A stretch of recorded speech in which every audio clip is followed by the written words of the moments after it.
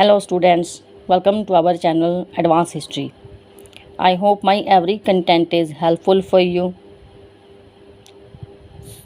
इसीलिए आज मैं अकबर महान के बारे में डिस्कस करूँगी और उसके सैन्य अभियानों के बारे में with my notes, handmade notes. Okay, तो अकबर बाबर का पोता था ये और हुमायूं और हमीदा बानो का बेटा था. हुमायूं कौन? तैमूर लंग का वंशज था जो, और हमीदा बानो चंगेज़ खां के वंशज थे. 13 वर्ष में पंजाब का राज्यपाल बनता है ये अकबर. और जन्म इसका हुमायूं के निर्वासन काल में, जब हुमायूं अपना राज्यपाट छोड़कर अमरकोट के बीरसाल के महल में चला गया था अपना निर्वासन बिताने, उसी समय इसका वहाँ जन्म होता है अकबर का. और 10 वर्षों तक अकबर राजनीतिक आश्रय, यानी जो भी राजनीतिक कार्य किए वो इसने एक दूसरे के आश्रय से किया. और 1556 ईस्वी से 1605 ईस्वी में 22 वर्ष का था जब इसने राजगद्दी पर बैठता है ये. और राज्य अभिषेक बैरम खां, इसके आश्रय में ही इसकी राजनीति चली है. और राज्य अभिषेक बैरम खां के अंडर में 14 फरवरी 1556 ईस्वी को होता है. और तीसरा शासक था ये, मुगल वंश का तीसरा शासक था. शेरशाह सूरी का आक्रमण इसने बंद किया था. एकमात्र शासक था ये जिसने हिंदू और मुस्लिम और दीन इलाही जैसा धर्म बनाया, यानी हिंदू और मुस्लिम के लिए इसने बहुत से अच्छे कार्य किए और उनकी अपने दरबार में कद्र की, यानी एक दूसरे को ये एकता में लाता है हिंदू मुस्लिम. और हिंदू दरबार सबसे ज़्यादा इसके सबसे ज़्यादा दरबार में थे. जजिया नहीं लेता था ये हिंदुओं से. और 63 साल में इसकी मृत्यु हो जाती है. खूनी दस्त यानी पेचिस के कारण इसकी मौत हो जाती है. तो 6 पत्नियां थी इसकी. राजकुमारी रुकैया बेगम इसकी चचेरी बहन थी जो इसकी पत्नी बनी. खिएरा अब्दुल खान मुगल की बेटी थी. सलीमा सुल्ताना नूर उद्दीन मिर्ज़ा की बेटी थी ये. भाकरी बेगम भाकर के सुल्तान महमूद की बेटी थी ये. जोधाबाई अजमेर के भारमल की बेटी थी.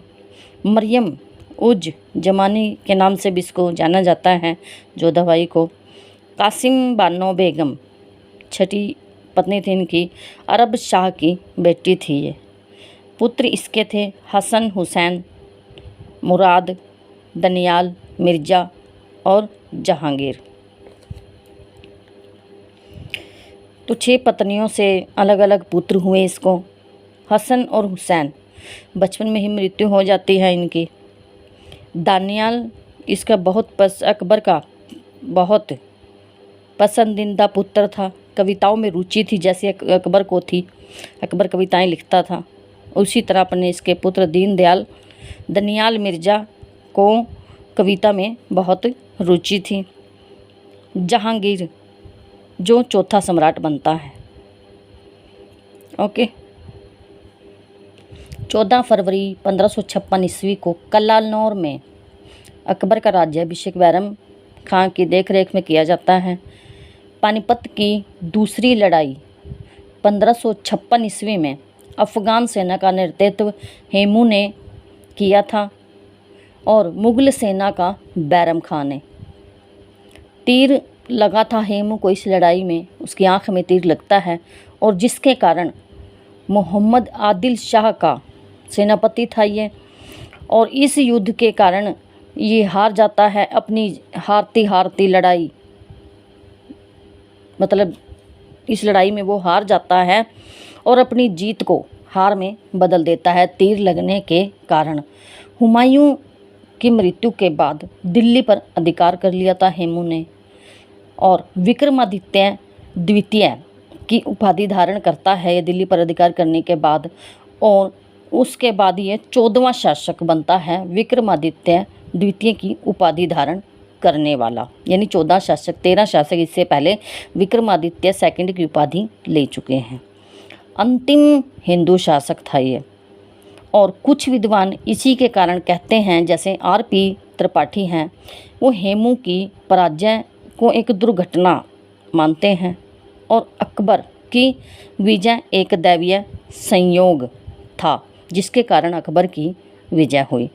1560 और 62 ईस्वी में मध्यकाल का शासन पेटीकोट सरकार यानी पर्दा शासन यानी औरतों के द्वारा चलाया गया शासन था, जो इस काल में अकबर पर हरम की स्त्रियों का प्रभाव था, जिसके कारण इसको पेटीकोट शासन या पर्दा शासन कहा गया है।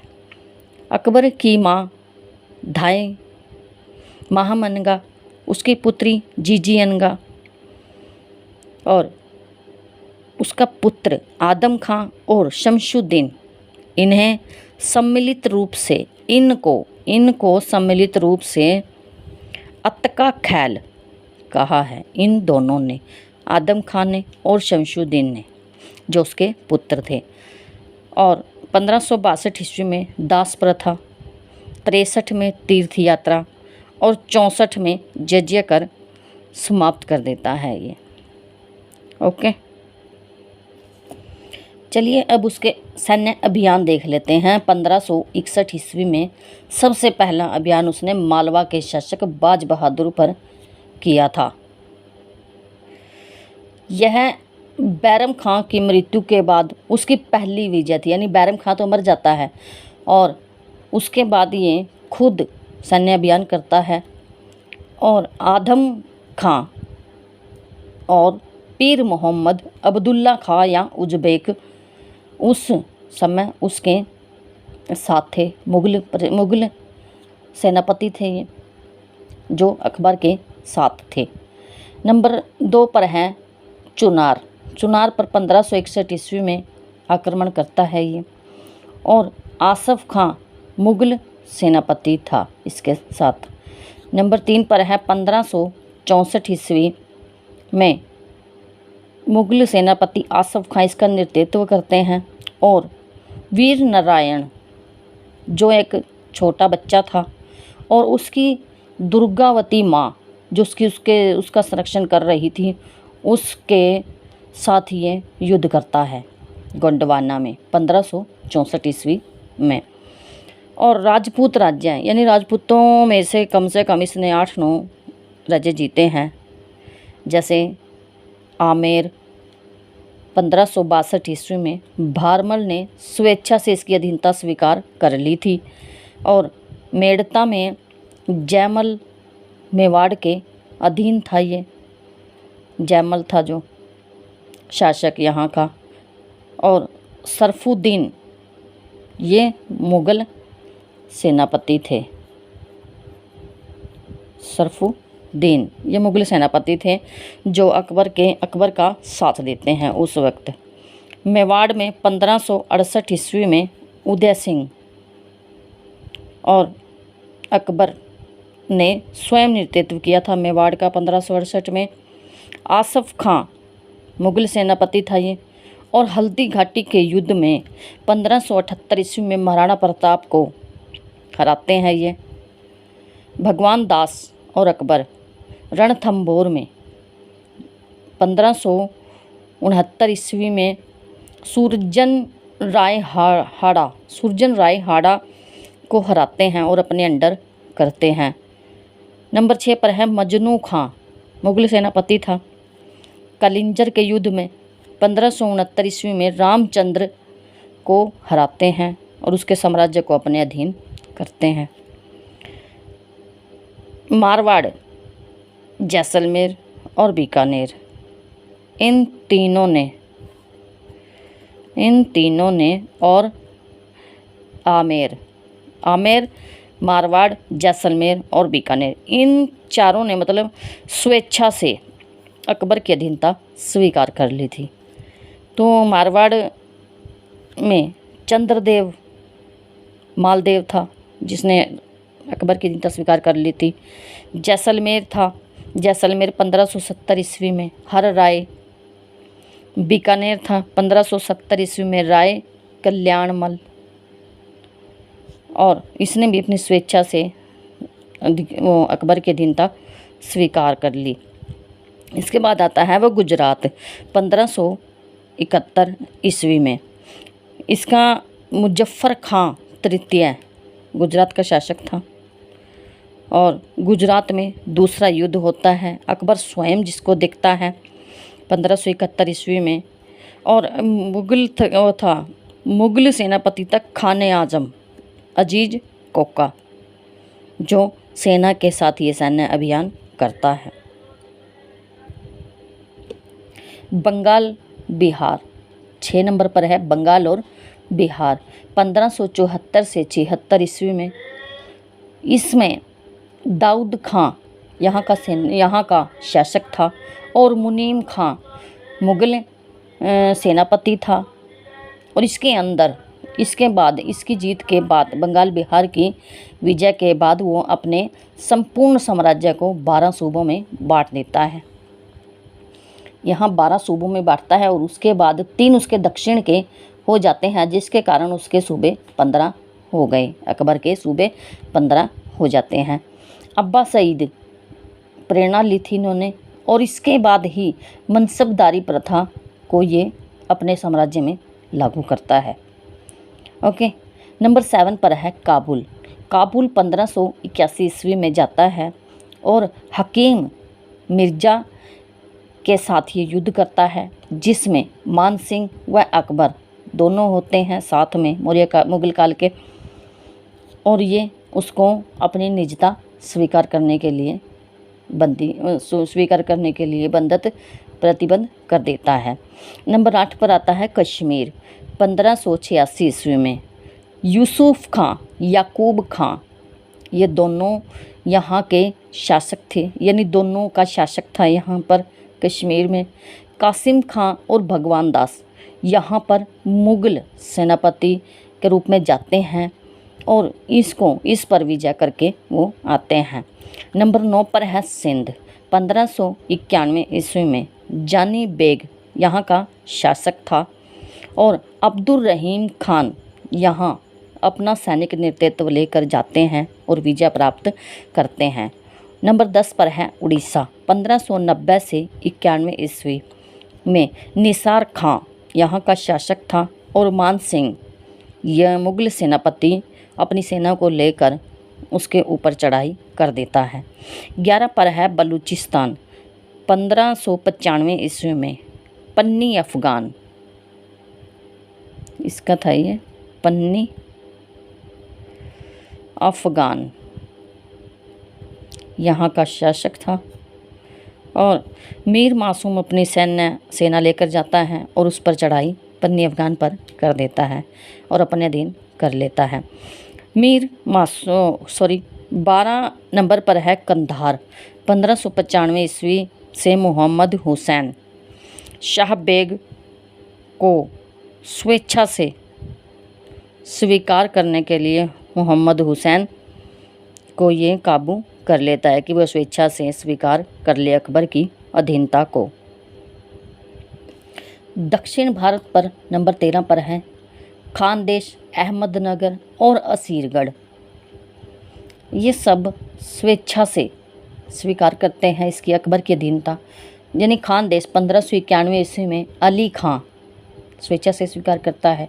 अहमदनगर 1597 से 1600 ईस्वी बाज बहादुर निजाम खां चांद बीबी की संरक्षिका थी, और वे शहजादा मुराद जाते हैं यहाँ, और अब्दुल रहीम खाना के साथ अपना सैनिक अभियान लेकर, और ये स्वेच्छा से स्वीकार कर देते हैं अपने आप को मुग़ल के अंडर। असीरगढ़ 1601 ईस्वी में जाते हैं। मीर बहादुर जो शासक थे वहाँ के, चांद बीबी जिनकी संरक्षिका थी, अल्पायु थे, ये छोटी उम्र के थे, और अकबर की अंतिम विजय असीरगढ़ के रूप में अकबर अपनी असीरगढ़ की अंतिम विजय के रूप में इसको पाता है, किसके बाद उसे शायद कोई विजय नहीं की थी। शायद का मतलब करी ही नहीं थी। उसके बाद तो ये अपने साम्राज्य विस्तार में लग जाता है, अपने साम्राज्य को संभालने में, उसको किस तरह से मैनेज करता है। तो 1555 ईस्वी में कुछ ऐसा होता है कि इन युद्धों के दौरान, इन सैन्य अभियानों के दौरान वो कुछ एक ऐसे नगीने पाता है जो उसके साम्राज्य का विस्तार और उसके प्रशासन में उसकी भागीदारी दें।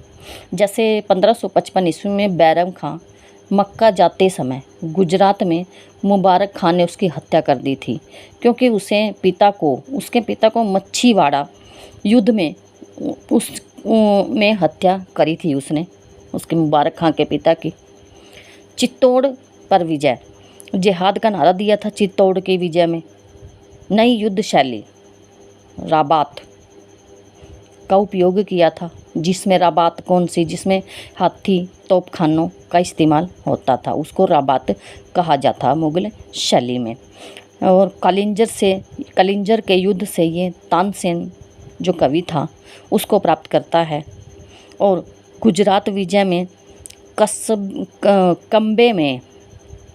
गुजरात विजय के दौरान कंबे में समुद्र को सबसे पहले देखता है ये, और वहीं पुर्तगालियों से मिला, और वहाँ से भगवान दास व अकबर ने सैन्य अभियान किए याद में, मतलब भगवान दास और अकबर ने सैन्य अभियानों की याद में, गुजरात विजय की याद में बुलंद दरवाज़ा का निर्माण करवाता है आगरा के नज़दीक फतेहपुर सीकरी में।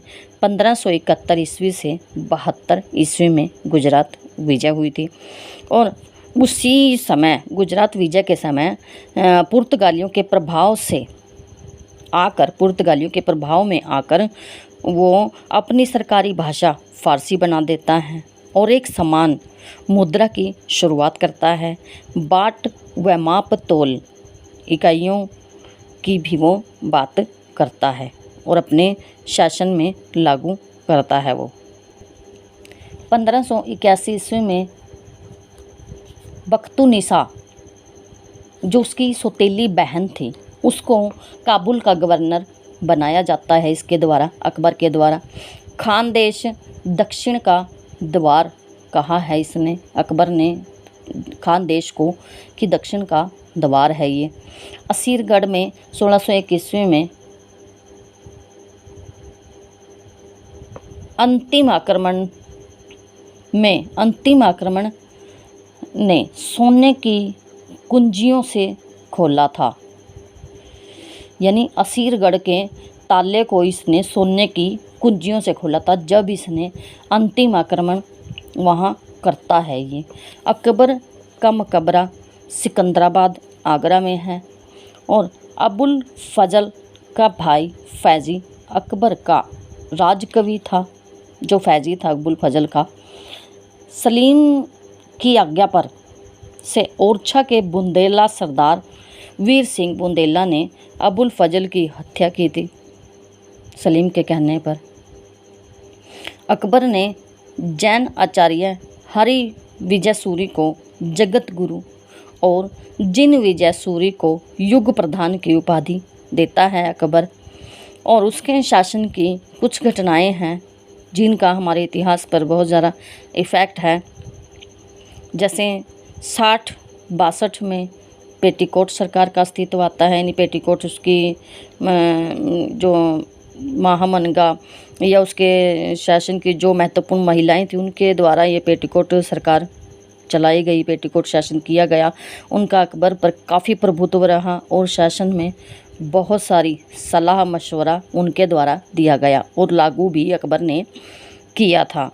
1562 ईस्वी में दास प्रथा का अंत कर देता है। 1563 ईस्वी में तीर्थ कर को समाप्त कर देता है। ये प्रयाग और बनारस तीर्थ स्थलों के लिए स्पेशली प्रयाग और बनारस। 1564 ईस्वी में जजिया कर समाप्त कर देता है, स्पेशली हिंदुओं से वो नहीं लेता। 1571 ईस्वी में फतेहपुर सीकरी की स्थापना करता है और उसकी स्थापना में उसका प्रारूप जो फतेहपुर सीकरी बनाता है ये उसका प्रारूप बहाउद्दीन ने तैयार किया था। और 1575 ईस्वी में इबादत खाने की स्थापना करता है, जिसके अंदर सभी धर्मों के लिए खोला गया और 1578 में इसे धर्म संसद बनाया गया अकबर के द्वारा। 1579 ईस्वी में मजहर की घोषणा करता है, अमोघ वर्ष की घोषणा भी जिसे कहा गया है इतिहास में। अगर कभी किसी धार्मिक विषय पर कोई वाद विवाद होता है या कोई बात ऐसी अटक जाती है जो किसी विद्वान के समझ में ना आए या 2-3 विद्वानों का उस पर झगड़ा हो जाता है, तो सबसे बड़ा फैसला अकबर का रहेगा उसके अंदर।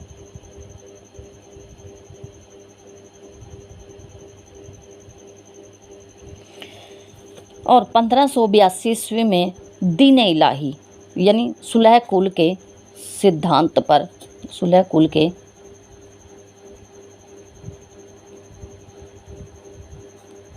सिद्धांत पर ये लागू थी। और तौहीद हिंद इसको कहा जाता है, तौहीद हिंद कह लो या दीन इलाही कह लो, इसको अकबर ने लागू किया था 1582 में। इलाही संवत की यहाँ से शुरुआत होती है। और तिलक व हिंदू त्यौहार दिवाली, होली, रक्षाबंधन ये हिंदुओं से प्रेरणा लेता है और हिंदू त्योहारों को ये खूब अच्छी तरह से मनाता है अपने राज्य में और अपने जीवन में। कई धर्म आते हैं इसके अंदर, दीन इलाही के अंदर हिंदू, मुस्लिम, जैन, पारसी, ईसाई धर्मों के इन सब के धर्मों के अच्छे सिद्धांतों का उपयोग इसने दीन इलाही में करता है अकबर। और दीन इलाही का प्रधान स्वयं अकबर भी था और अबुल फजल को भी ये बनाता है, यानी फर्स्ट प्रायोरिटी तो अबुल फजल है और सेकंड प्रायोरिटी हम देते हैं अकबर को। इसका मकसद था कि हिंदू मुस्लिम दूरियां मिटाना। दीन इलाही प्रथम को मानने वाला प्रथम हिंदू राजा बीरबल था, जिसका महेश दास नाम था, यानी महेश दास जिसको कहा जाता, महेश दास पैलेस का नाम था। उसके बाद बीरबल की उपाधि, बीरबल ये अकबर के दरबार में आता है तब ये बीरबल बनता है। अंतिम हिंदू शासक भी इसका बीरबल ही था। 1582 ईस्वी में इसी साल टोडरमल जो इसका वित्त मंत्री था, टोडरमल जो इसका वित्त मंत्री था, ये दहसाला प्रणाली लागू करता है और 1583 ईस्वी में इलाही संवत को प्रचलित कर देता है। 82 में तो शुरू किया था इसने, लेकिन 83 में ये प्रचलित कर देता है अपने साम्राज्य में। दहसाला क्या थी? एक जब्ती प्रणाली भी इसको कहा जाता है। टोडरमल जो इसका वित्त मंत्री था अकबर का, 10 वर्षों की पैदावार का सर्वेक्षण करता था और उसके बाद उसके औसत, उसकी एवरेज मूल्य से 1/3 राज्य को कर देना पड़ता था। विद्वानों से सबसे महत्वपूर्ण विधि कहा है, विद्वानों ने इसे शुरुआत की थी इसकी शेरशाह सूरी ने। यानी दहसाला पद्धति की शुरुआत कहाँ से हुई है? शेरशाह सूरी से, यानी सूरवंश से। अबुल फजल जब्ती ना देने पर, मान लो कोई किसान है कि अच्छी फसल नहीं हुई है तो जिसके कारण वह जब्ती नहीं दे सकता, तो जब्ती ना देने पर फसल का 1/3, खड़ी फसल का 1/3 अपने अंडर कर लेता था, जो अबुल फजल था। सुधार किए थे इसने, कुछ ऐसे सर्वेक्षण के सुधार किए। मानो कोई ज़मीन छोड़ देती है और उसका कोई भी मंत्री मालिक नहीं है, तो उसके बाद ये इसको अपने अंडर में ले लेता था अकबर, अपने साम्राज्य के अंडर में। और इसने कुछ ऐसे सुधार किए, तभी इनको सुधार किए यहाँ ऐड किया है मैंने। मुल्तान, दिल्ली, इलाहाबाद, अवध, आगरा, लाहौर, इन गिने चुने राज्यों पर ये दहसाला पद्धति लागू होती है। आई होप कि आप मेरी मेहनत को ज़रूर देखेंगे और ये कंटेंट आपके लिए बहुत ज़्यादा हेल्पफुल होगा, क्योंकि मेरा विवरण हमेशा अलग से होता है।